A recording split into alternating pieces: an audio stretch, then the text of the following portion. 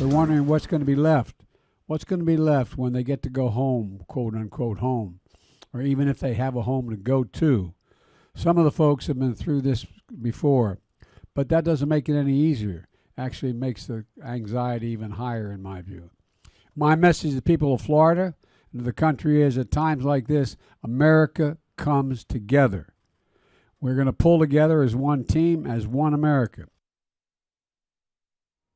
Yeah, it's President Biden speaking today, rallying rescue teams and FEMA staff for the big task ahead. Now, FEMA's Nerve Center is right here in D.C. Mike Valerio is covering the federal government's response to Hurricane Ian. Mike, the president started out by saying this could be the deadliest hurricane in Florida history. So let's talk about what FEMA is doing at this hour.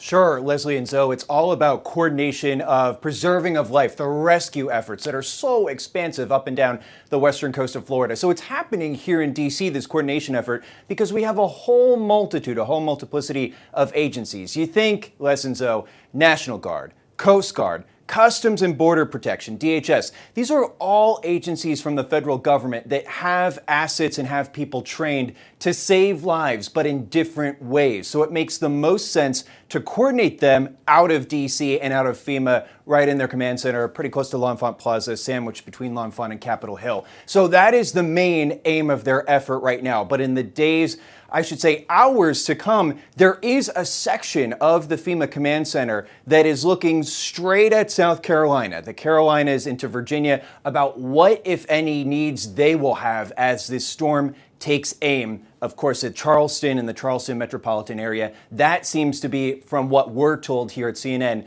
the next stage of what FEMA is preparing for in terms of delivering aid to the really next stage of this storm here. So not just Florida here, Mike. And we know that President Biden approved a major disaster declaration today. So what will that mean for these families impacted who might have lost everything? Yeah, you know, it's a big help. Honestly, Zoe, when people are looking at everything washed away from this historic storm surge, this is just essentially the least that the government can do. Governor DeSantis asked for this late last night. So if you are a homeowner in Florida, everything is lost.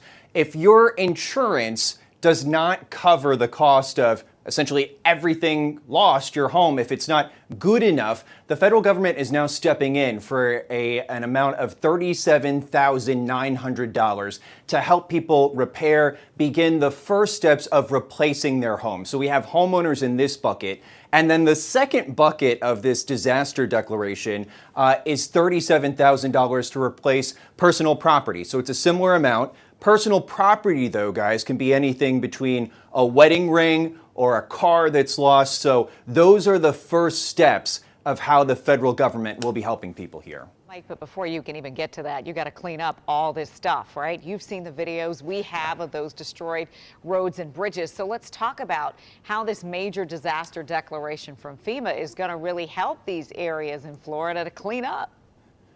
Yeah, and it's an expansive declaration, Les. So what it does is it covers the costs of 100% of all the debris cleanup from now through Thanksgiving. It's a 60-day period. So certainly it eases the burden on all these municipalities that have so much work to do. And for public buildings, if you think schools, firehouses, the federal government pays for most of those costs as well. And you know, it was just as an aside, we have been through so much here in D.C., and it's just worth noting when you see the whole host of people who are working there. Our friend Jenna Converse, who used to work at Channel 9, is now working over there.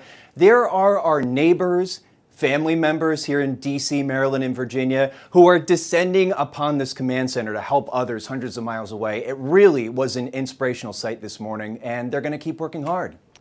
Neighbors helping neighbors, whether they're at FEMA or beyond. Yeah. You look at the video and you're like, where do you begin? Right. But lots of trained folks and resources to get people back up on their feet. Good to see you, Mike.